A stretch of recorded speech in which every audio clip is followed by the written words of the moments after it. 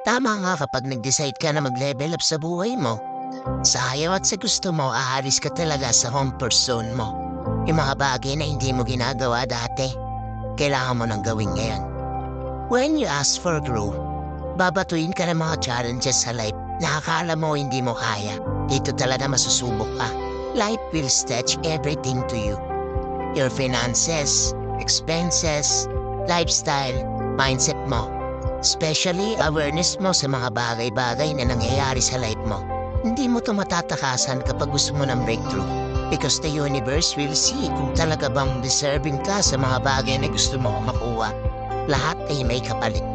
If you ask for success, when you should invest time, effort, passion, and persistence sa ginagawa mo. Kaya kung napanood mo to, accept the challenges na binibigay sa'yo. Embrace it. Naniniwala ako na kapag nalampasan mo yan, worth it lahat.